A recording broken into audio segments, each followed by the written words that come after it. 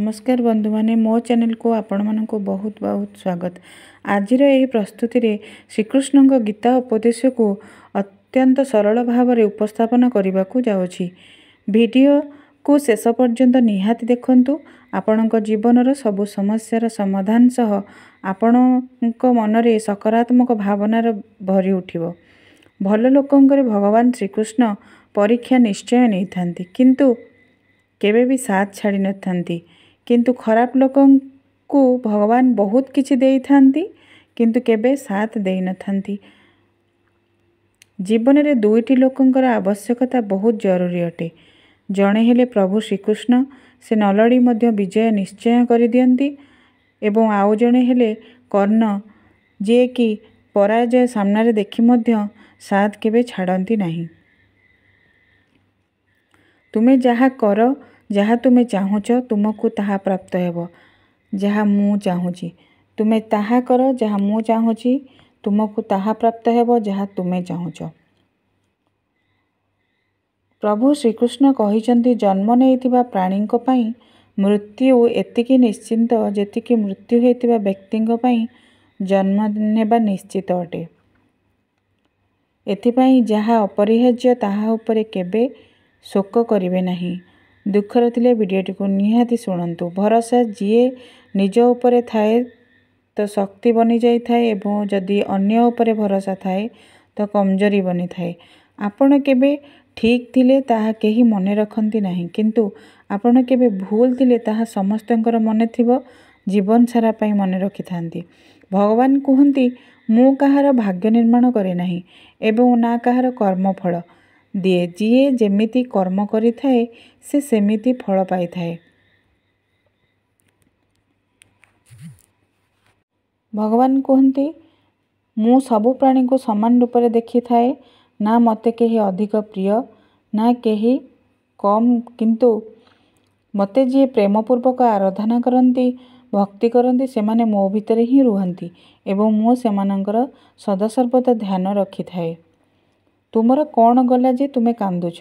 तुमे कौन आनिथिलो जहा तुमे हजेई देलो? तुमे कौन संरचना करिथिलो जहा कि नाश होई गला? ना तुमे कौन आनिकी आसिथिलो, ना तुमे कौन नेकी जीवो।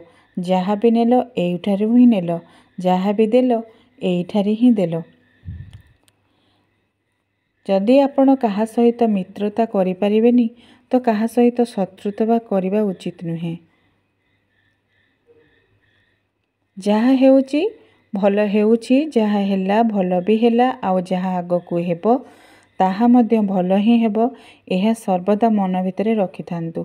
तुमे अतीत रे पश्चाताप कर नहीं, कि भविष्यत रे भी चिंता कर नहीं, एबे वर्तमान ही चलीछि। थरे राधाराणी प्रभु श्रीकृष्ण को पचारिले, प्रभु प्रेमर प्रकृत अर्थ कौन? प्रभु श्रीकृष्ण को हसिले एवं कहिले, हे राधे, जेउथिरे अर्थ अछि सेठारे प्रेम केउठी अछि? प्रेम एक एमिति अनुभव जे मनुष्य को केबे हारिबा को ही दिए नहीं, एवं घृणा एमिति एक अनुभव जे मनुष्य को जीतिबा को ही दिए नहीं।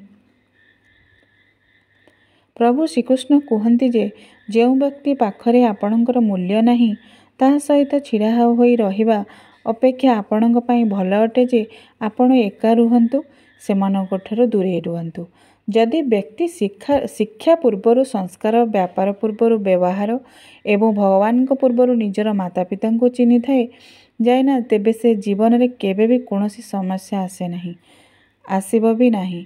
स्वार्थरे संबंध बनाइबा को जेते भी चेष्टा करंतु, किंतु केबे भी बने नहीं, एवं प्रेम रे बनिथिबा संबंध को जेते भी भांगिबा को चेष्टा कले मध्य यह भांगे नहीं। समस्तंग भितरे निज शक्ति एवं निज दुर्बलता थाए। माछ जंगल रे दौड़ी पारे नहीं, एवं सिंह पानी रे राजा होई पारे नहीं। माछर तीव्रता तार पानी रे ही थाए। एथिपाई गुरुत्व समस्तंको देवा दरकार। थरकरे क्षमा करी भल होई जांतु, किंतु द्वितीय थर सेही मनीष उपरे भरोसा करी बोका केबे बनंतु नहीं। भाग्यवान लोक टिके भी खराब हेले भगवान को दोष दे देथांती, किंतु दुर्भाग्यवान लोक टिके भी भल हेले भगवान को स्मरण एवं धन्यवाद उपरे धन्यवाद दे चलती। जेबे अपमान दुर्बल होता है तो खराब परिस्थिति गुड़िक समस्या तैयारी हुए एवं जेबे आम मन स्थिर होता है तो खराब परिस्थिति गुड़िक आह्वान बनी जाए एवं जेतेबेले आम मन मजबूत होता है तो सबु परिस्थिति अवसर बनी जाए आम पाई। मनुष्यर मानवता सही समय नष्ट हो जाए जेतेबेले कि से अन्यर दुख देखि आनंद नहीं थाए। प्रभु श्रीकृष्ण कहती हे भारतवंशी शरीर रे रहुथिबा आत्मार हत्या केबे केही करिपारिबे नाही। अतः तुमको कौनसी जीव पाई शोक करिबा भी आवश्यक नाही। समय आमको सबू शिखाई थाए कि जीवन कहार अपेक्षा करे नहीं बा काहाको अपेक्षा करिपारिबो भी नहीं। प्रभु श्रीकृष्ण कहते ए शरीर ना तुमर ना तुमे ए शरीरर, यह अग्नि वायु जल पार्थिव आकाशर तैयारी और एथिरे ही दिने मिशीजिव। परंतु आत्मा स्थिर अटे पुणी तुमर यही मिथ्या गर्व कौन पाई। बेले बेले पाइबार समस्त आशा आउ भरोसा संभावना तुटिगला परे निजर कर्तव्य और धर्म पालन करू करू भगवान को कृपारु से वस्तु प्राप्ति हो जाए। ये जेमिति द्रौपदी निज लज्जा को रक्षा करिबारे समस्त चेष्टा करि सारी शेषरे संभावनार भरोसा तुटिगला परे कोटि वस्त्र पाइले तेणु करी तो भगवान को आशीर्वाद रहिले असंभव कार्य भी संभव हो पारे। एथिरे जमार भी संकोच नहीं। भगवान चाहिए सबकिछि संभव ही होता है। जी भाग्य अच्छी सी तुम पाखक निश्चय चली आसब, आउ जी भाग्य नहीं जी आसब चलीज, आउ जी भाग्य नहीं सी आसब चलीज। क्या समय और भल पाइबा अपेक्षा करे ना कहीं जी आपण को निजर भावुव से आपण को समय और भल पाइबा निश्चय देव। जिते बेले आम निजको बदलाइबा बदल परिस्थिति को बदलाइबा चेष्टा करिथाउ। यही दुईटी कथा निश्चय मन रखंतु।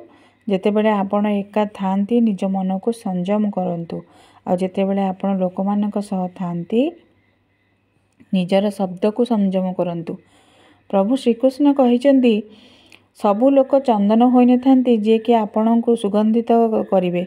किछि लिंब गछ भी अछंती जे कि सुगंधित होई न थांती, किंतु यह काम रे बहुत भल आसी थाए। जो व्यक्ति अन्य मानक हित साधन रे सदासर्वदा व्यस्त रहे भगवान सबुबेले तार मंगल कामना करिथांती। आजिर यह वीडियोटी आपण मानक किपरि लागिला निश्चय कमेंट बॉक्स रे माध्यम रे आपणकर मतामत जणांतु। एही वीडियोटी आपण मानक भल लागिथिले लाइक शेयर एंड सब्सक्राइब कर दियंतु। जय जगन्नाथ।